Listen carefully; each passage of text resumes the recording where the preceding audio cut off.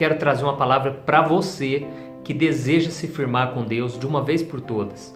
Você já se desviou, você já tropeçou, você às vezes faz tantas coisas erradas e não sabe como viver em santidade com Deus. E eu quero então te dar 3 dicas de como você pode ser cheio do Espírito Santo e ter uma vida vitoriosa em nome de Jesus. E a mensagem que eu quero trazer para vocês, ela começa lá em Gálatas, capítulo 5, versículo 17. Olha o que diz: a carne deseja o que é contrário ao Espírito, e o Espírito o que é contrário à carne. Eles estão em conflito um com o outro, de modo que vocês não fazem o que desejam. Essa guerra espiritual, aliás, essa guerra que acontece dentro de nós, é uma guerra que vai durar toda a nossa vida. Eu me lembro que quando eu ouvi do Evangelho, através de um primo meu, eu tinha esse conflito e eu não sabia o que era. Porque ao mesmo tempo que o meu primo estava me evangelizando, falando de Jesus para mim, ao mesmo tempo os meus amigos estavam me chamando para balada, me chamando para festa. E eu até comentava com eles: gente, eu não estou entendendo. Parece que existe uma força me puxando para Deus e outra força me puxando para o mundo. E assim é o que acontece com a gente. E como nós acabamos de ler, a carne, ela deseja o que é contrário ao Espírito. Porque quando você nasce de novo, quando você se converte, o teu espírito ele é renovado, ele nasce de novo. E ele então começa a desejar coisas de Deus. Ele começa a desejar a Deus. Mas a sua carne, ela ainda está presente e por isso existe essa guerra. Então, você muitas vezes vai querer fazer o bem e você não vai conseguir. Você vai querer fazer aquilo que agrada a Deus, mas muitas vezes você vai ser puxado pelo mundo para fazer as coisas dessa terra. E o apóstolo Paulo foi um homem que passou por essa guerra, mas ele venceu. E a palavra diz que ele disse que o bem que ele queria fazer ele não conseguia, mas o mal, esse estava sempre diante dele. Mas ele completa dizendo que graças a Deus, por meio de Jesus Cristo, que nos dá a vitória. Então, se você quiser vencer, não tem como você vencer essa batalha se Jesus não estiver presente na sua vida. Amém? A Bíblia diz que aquele que é da carne, ele gosta de satisfazer as vontades da carne. E ele não consegue se submeter à lei de Deus, porque ele não tem o Espírito Santo dentro dele. Mas se você já entregou sua vida para Jesus, não há como você continuar no pecado, porque você vai se sentir mal, você vai se sentir culpado, enquanto você não decidir renunciar à sua carne para fazer a vontade de Deus. E talvez você pense assim: ah, pastor, mas é fácil falar, porque você fica evangelizando, falando de Deus o tempo todo. Eu tenho que trabalhar, eu tenho que cuidar da minha casa. Mas eu quero te dizer que o apóstolo Paulo era igual a você, eu sou igual a você e todos os homens da Bíblia foram iguais a nós. Até mesmo Jesus, que muitas vezes nós pensamos: ah, mas Jesus era Deus. Era impossível chegar ao nível de Jesus. Mas eu quero que você saiba que lá em Filipenses capítulo 2, diz que Jesus se esvaziou totalmente do ser igual a Deus. Jesus se tornou homem, se tornou carne igual a nós. Mas Jesus venceu todas essas coisas porque ele era cheio do Espírito Santo. Então eu quero te mostrar 3 coisas, 3 dicas para você também ser cheio do Espírito Santo. Porque assim como Jesus, assim como Paulo, assim como eu, nós só podemos vencer este mundo e o pecado se nós estivermos na presença de Deus. Amém? Então, eu quero te dar a primeira dica. A primeira delas é que você tem que se lembrar que o diabo nunca vai tirar folga.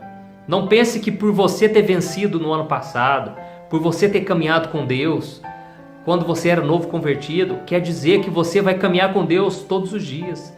Não é isso. Pelo contrário, o diabo, Satanás, ele vai tentar de todas as maneiras te afastar do Senhor. E olha o que diz em 1 Pedro, o capítulo 5.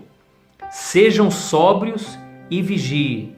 O diabo, o inimigo de vocês, anda ao redor como leão, rugindo e procurando a quem possa devorar. Então, não se assuste, o diabo ele está à sua volta, atento a tudo que está acontecendo na sua vida, principalmente agora, porque quando você estava em cima do muro, você estava do lado do inimigo, mas agora você está no caminho de Deus. E o diabo sabe disso, e quando ele olha para você, ele sabe que você tem o sangue de Jesus sobre você. Mas aqui diz que ele anda como um leão, rugindo a quem possa devorar, e por isso você tem que vigiar, você tem que ser sóbrio. A Bíblia diz que nós não devemos nos embriagar com o vinho, mas sermos cheios do Espírito Santo. Por que ele faz essa comparação do vinho, né, com o Espírito Santo? Porque a bebida, ela tira a sua sobriedade. E é por isso que ele diz, não fique se embriagando com vinho, porque isso vai te tirar a sua sobriedade. E ao mesmo tempo ele diz, mas encham-se do Espírito Santo. Porque quanto mais você está cheio do Espírito Santo, mais você está atento, mais você está em santidade e com os olhos abertos. Mas quando você se afasta de Deus, você fica cego espiritualmente. Então a primeira dica que eu quero te dar é essa, que você nunca pense que o diabo tirou férias, que o diabo não quer saber mais de você.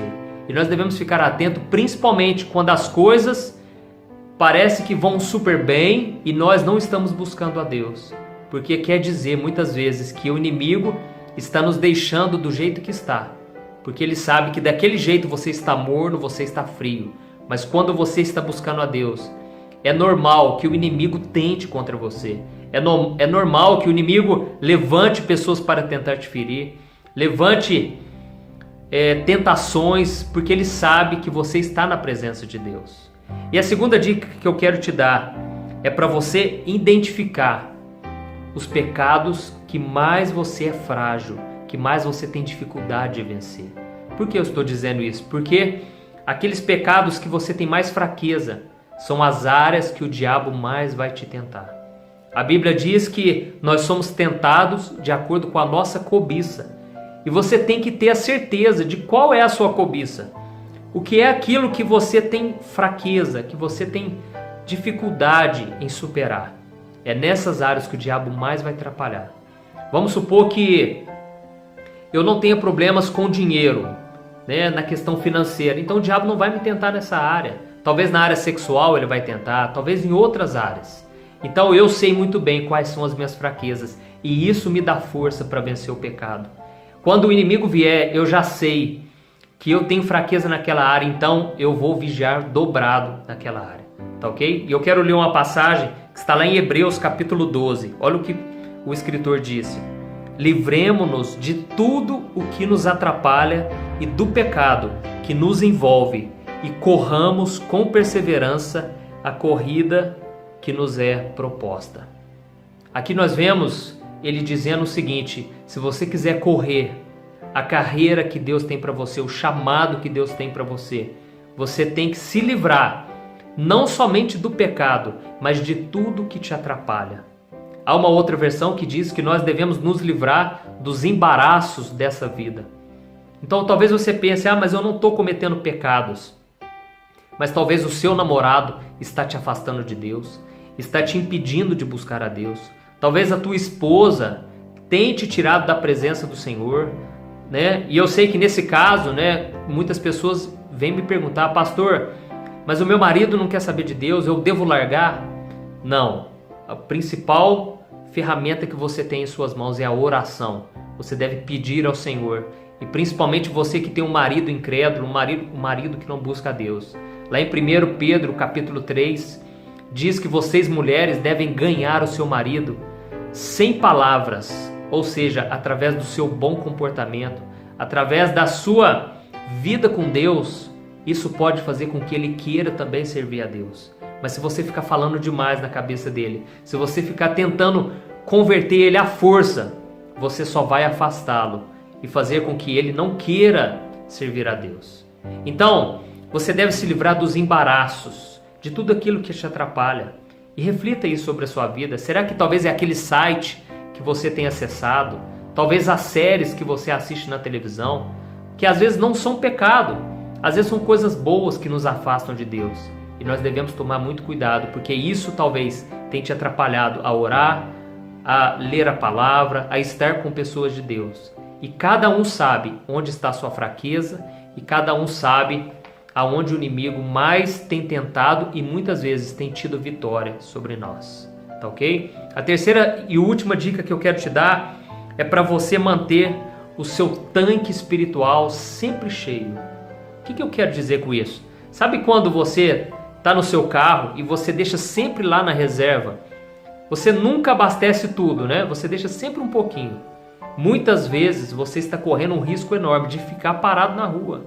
Eu estou falando por mim, né? Quando eu tive o meu primeiro carro, eu não tinha muito dinheiro, então eu colocava R$10, eu colocava R$5 de gasolina e o meu tanque estava sempre vazio. Até que um dia, quando eu estava numa rua bem deserta, o meu carro parou e ali eu correndo perigo de vida, liguei na hora para o meu pai e meu pai foi lá, me socorreu, mas tudo porque eu deixei o tanque vazio, o tanque quase vazio. Eu estava correndo risco. E por que isso tem a ver com a nossa vida espiritual? É que muitas pessoas ficam correndo perigo de vida. Elas ficam na beirada do abismo, né? Elas pensam, eu não vou pular do abismo, eu não vou cair nesse abismo. Mas ela está na beiradinha. E ela sempre pensa, né? Não, mas isso nunca vai acontecer comigo.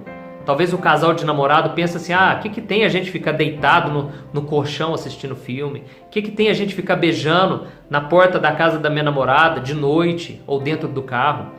Ou seja, você está correndo risco. E quando você está dessa maneira, o diabo ele pode armar de um jeito que você não vai conseguir resistir à tentação. E muitas pessoas já vieram falar para mim, pastor, mas eu sou sempre tentado todos os dias. Talvez seja porque essa pessoa está brincando com o fogo. Porque a pessoa que decide romper com o pecado, ela cada vez mais se distancia. E ela não é tentada todas as horas, não. Ela é tentada quando o inimigo acha uma brecha muito grande, porque o inimigo sabe que essa pessoa está com Deus. E se o inimigo tentar todas as vezes, ele vai perder e essa pessoa vai ficar cada vez mais perto de Deus.